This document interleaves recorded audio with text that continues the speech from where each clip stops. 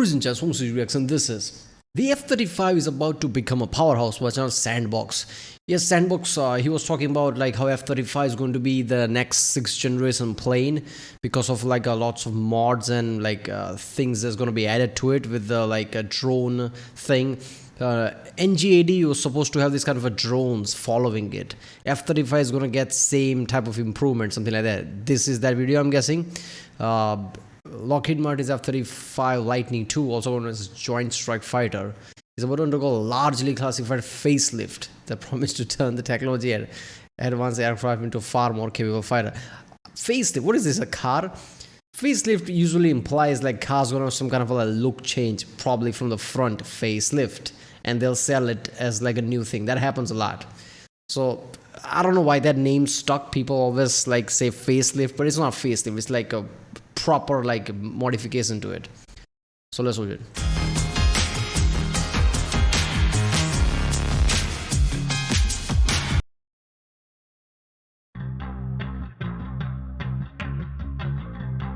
Lockheed Martin's F-35 is about to undergo the most massive series of upgrades in the program's history, adding 17 new weapon systems, powerful new radar, expanded electronic warfare capabilities, new propulsion upgrades, and much, much more. Sure, the F-35 is already seen as the most technologically advanced fighter ever to fly, but the world's about to find out what happens when you take the most expensive military program in history and give it a $15 billion facelift. Let's dive in to the new F-35. I'm Alex Hollings, and this is Air Power.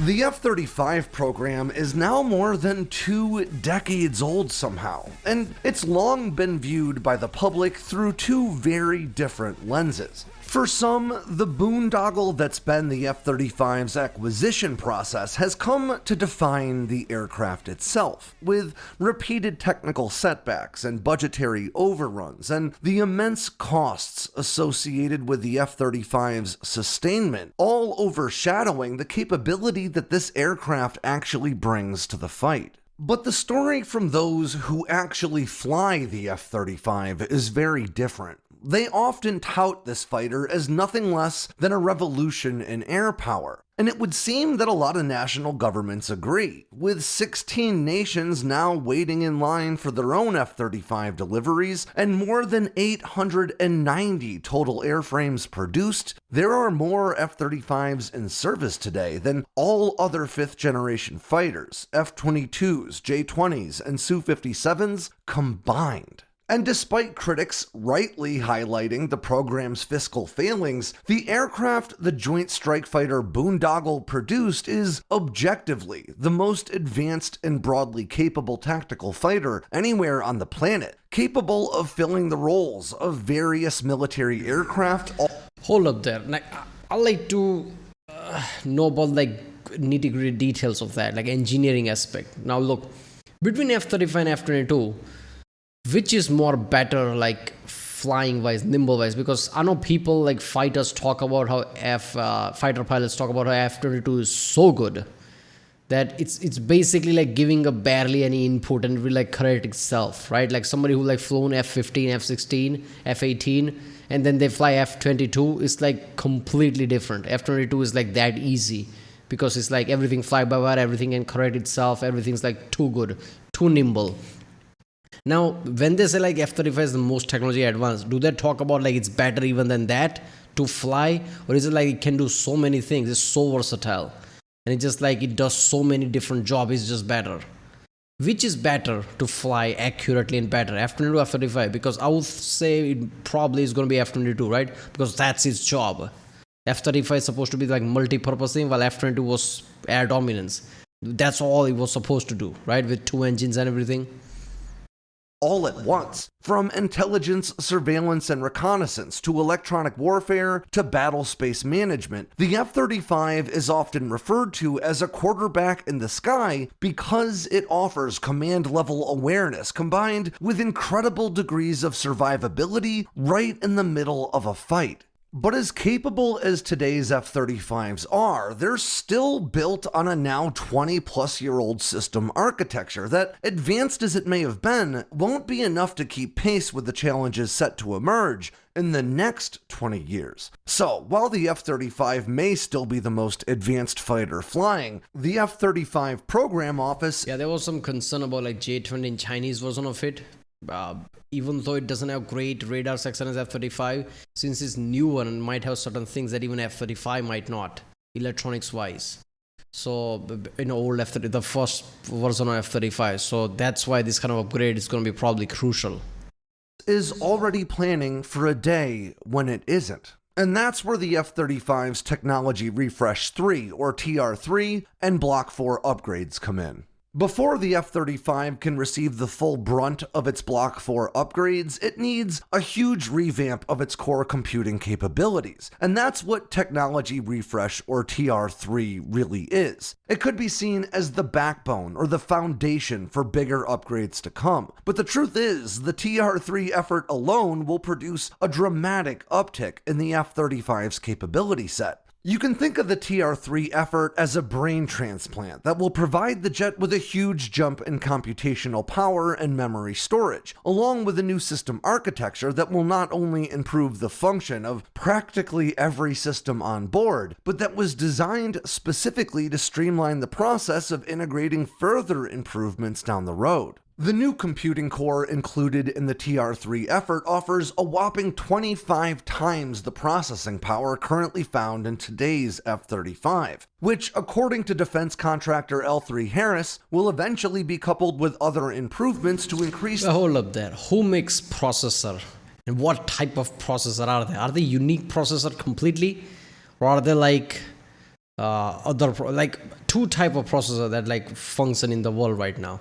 Right, there's x86 architecture, basically that's like PCs and all that, right, Windows and all that.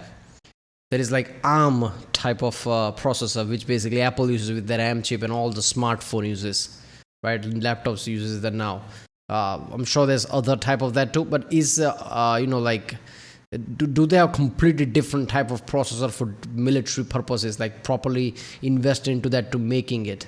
Just because it's military, so nobody can like mess with it or something. Because if it's like ARM processor or like a x86, something like that, wouldn't that be a bit problematic for the hacker and like things like that if it's similar, like structure?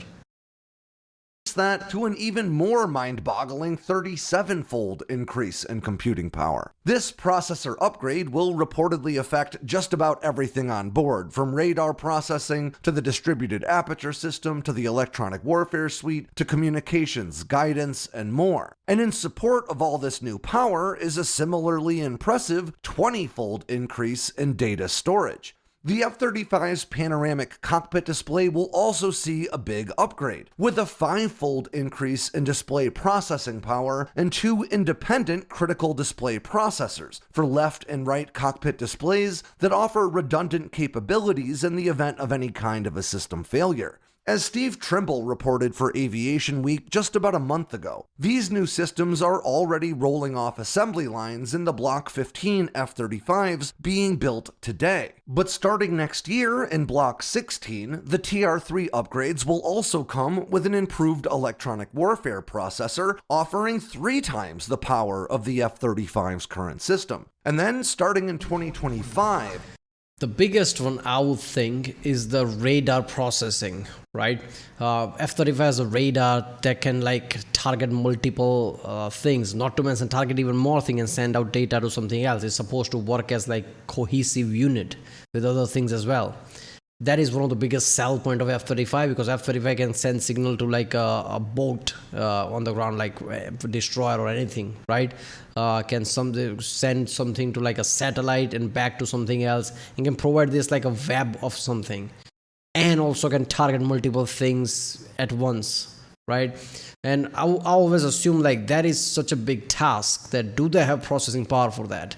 I'm guessing this upgraded version of it is going to make that better, which in itself will make F-35 really more powerhouse than it already was, because that's the core element of F-35. What makes F-35 so good? That.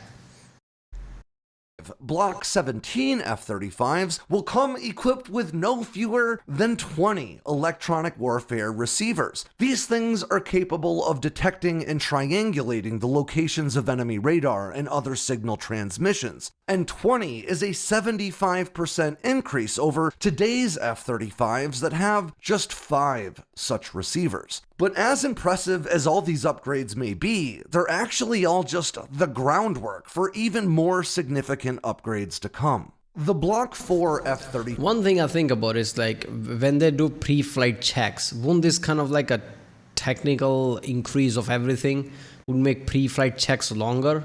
Or do they have like streamlined computer that checks things beforehand and they can just go? Because you don't want plane to be slowly prepped in times of war and things like that. 5 includes some 75 major upgrades over today's Joint Strike Fighters. And while these upgrades will all be incorporated into the same F-35A, B, and C airframes that we've come to know over the years, the system improvements and added capabilities promise to be so dramatic that it might even warrant a new designation of some kind to differentiate these advanced new fighters from their less capable siblings. F-36? Wait a minute, is that 30? No, F-36 could be, why not? But unsurprisingly, much of what makes Block 4 so special is still shrouded in a bit of mystery. Contractors involved in the effort are quick to offer generalized statements about what systems will be improved, but are reluctant to share a lot of specifics. We know for sure that these 75 plus upgrades will be rolled out in increments listed as Block 4.1, 4.2, 4.3, and so forth, and that many of these increments will really be based around software adjustments meant to broaden the capability set of the hardware that either already exists or is being added in the earlier stages of this upgrade. We also know that Block 4 has been described by those in the Joint Program Office as the most ambitious round of upgrades the fighter has ever received since its very inception. Now, there's no all-encompassing list of improvements in the Block 4 F-35s available anywhere online, and in fact, a lot of the upgrades are still classified. But what I can offer you is what I've been able to glean and sort of piece together through reading through a bunch of DoD reports and media reporting,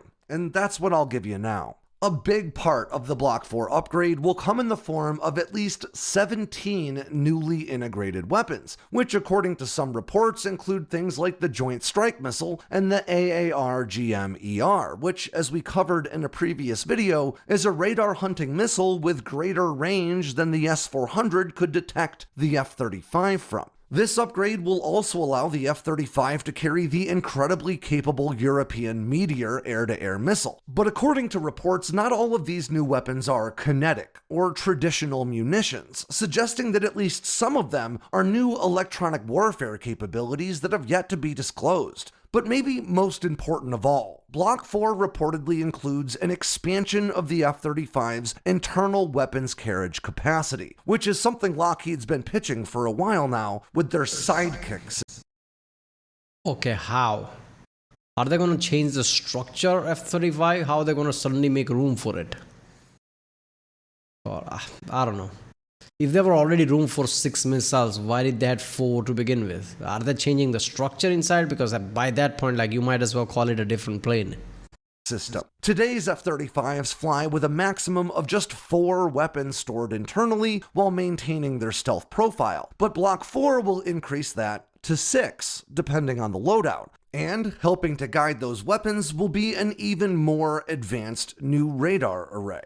Today's F-35s fly with the Northrop Grumman AN/APG-81 active electronically scanned array radar, which is widely touted as the most powerful and capable radar system in the world. This system is so powerful that it can be leveraged not just for identifying and tracking targets on the surface and in the air, but it can also do so while simultaneously serving as an electronic warfare asset, jamming enemy radar arrays as it flies. But capable as this system may be, it's slated to be replaced by an engineer in me, just always when I hear about it, my mind just gets blown. its job is both, right, receive and attack. Like that's insane. How did they do that, right? Some channels like Real Engineering or like Veritasium or someone like that really need to make a video about like how this system actually works. How do they got that working? Because this is insane, right? If it was just like powerful radar, I understand, like, oh, that's great. But it does both job, receiving and like attacking as well. Like it jams other radios. That's insane. Even more powerful radar array dubbed the AN/APG-85. For its part, Northrop Grumman has said that this new radar system will, quote, incorporate some of the latest technologies available to help ensure air superiority. This has led many, including me, to speculate that this new radar will leverage new gallium nitride-based transmission and receiving modules, or TRMs. These new TRMs offer a huge increase in power transmission and clarity, even when contending with electronic countermeasures. And they also offer better thermal management, which allows you to pump more power through them for both target acquisition and electronic warfare duties. As Aviation Week's Steve Trimble reported, this new design has the potential to double the F-35's target detection range with the same power output as today, and in the same sized array, giving the F-35 a significant edge against other fighters in beyond visual range engagements. Adding to this massive uptick in data available via onboard radar will be a, quote, next-generation distributed aperture system that the Pentagon says will increase performance and reliability with a, quote, larger pixel focal plane array and higher operating temperatures. This upgrade hasn't gotten as much attention as the radar, but could be just as important. The F-35's existing AN/AAQ-37 Electro-Optical Distributed Aperture System, or DAS as we usually call it, not only allows the pilot to keep tabs on everything going on around the aircraft via 6 infrared cameras mounted around the fighter's body, but it also serves as an advanced form of infrared search and track capability for identifying and targeting stealth opponents at long distances via their heat signatures. While details are still very scant about this next generation iteration of the F-35's already... This is so powerful. I see how this is seen as like probably the 6th generation-esque plane, because it kind of is, right? Gallium nitride and all this, like this is like bleeding edge tech they're using. This is what I'm talking about. When America is the one who's like pushing the technology, how can you have something that is better than what America has, right? I mean, it would make sense if America was broke and can't spend the money so somebody else would make it. America is the richest country in the world. On top of that, they're technological hub of the planet. They basically have everything. How can you have something that's better than that? It's just not possible, right? And all the, in the warfare, we'll realize like how powerful F-35 is, because a group of F-35s, 5-6 plane on the sky, basically is enough to like dominate the sky, isn't it? Like dominate a lot of things, even ground target if need be, with all the tracking and things, right? Because chances of America being at war is like very low, because what they are, nobody's going to risk war with them. But they are giving this plane to other countries as well. So if one of them goes to war, we'll see the power of F-35.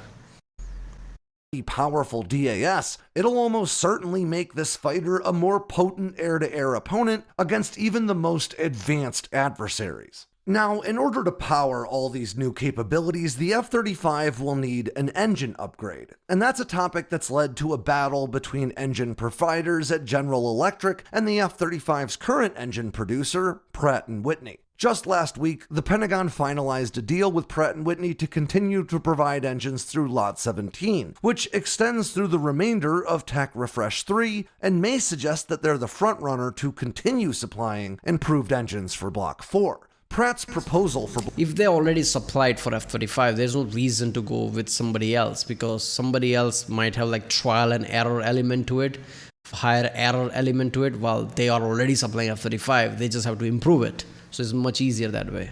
Block 4 is cheaper, and it offers more modest improvements over today's jets, while GE is pitching new adaptive cycle engines designed really for the next generation of fighters that would offer a significant leap in range, thrust, and power production, but all at a higher premium. Pratt & Whitney proposed what they call an evolutionary engine core upgrade, or ECU, that would increase the jet's existing F-135 engine's thrust by 10% while also improving fuel efficiency by 5%, resulting in what they claim would be a 7% increase in range. GE, on the other hand, propose integrating their XA100 adaptive cycle engines that offer a 25% increase in fuel efficiency, a 20% increase in thrust, twice the heat management, and as much as 35% more range. As exciting as these adaptive cycle engines would be in the F-35, going with GE's proposal could extend timelines and increase costs associated with the already...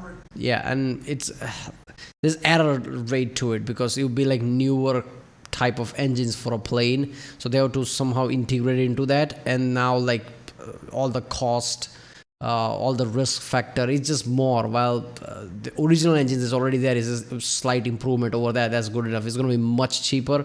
This is basically how F-22 versus like a YF-23 thing was, right? YF-23 felt really like, oh, this and that, but it's just like there was like a longer element to it. And there, America usually, people who make decision there usually goes with the more commonsensical approach than anything else.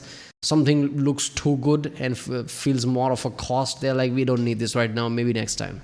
Already very expensive Block 4, which might be enough to sway officials towards the more budget-friendly and modest improvements offered by Pratt & Whitney. The Block 4 upgrade to the F-35, now estimated to cost somewhere north of $15 billion over the span of a decade or more, includes a long list of secretive or even classified improvements that those of us on the... Is that a lot? Is 50 million a lot? Because in military numbers, like what do they mean, right? Something like B-2 cost like 1.5 billion each model, okay. Today's costs are not same as that. F-35 and F-22 doesn't cost that much, not even close. Like what is what? It does R&D 15 billion. Is that a lot? Because certain things cost even more, right? America's whole military budget is like what, 800 billion a year. So if 15 billion, is that a lot? I don't think it's a lot compared to that. So it probably is a bargain, right? The outside looking in may never fully know about. In some cases, there are tantalizing clues, like reports of an advanced new form of chaff, commonly deployed to confuse inbound radar-guided missiles, that's so different from previous forms that it's got a unique designation unlike any before it. The Block 4 F-35 upgrade also includes a significant improvement in the aircraft's ability to actively network with other assets, whether sensors or weapon systems, to produce what the Pentagon is now calling a kill web. This will include making the F-35's Multifunction Advanced Data Link, or MADL, compatible with more Link 16 data links used by a wide variety of NATO fighters, as well as satellites overhead, while also adding the capability to directly stream live video to friendly forces anywhere in the region. This list, which is admittedly hard to assess because it's been made intentionally vague, goes on and on and on, with just about every facet of the aircraft's capability set seeing some sort of tweak, adjustment, and improvement.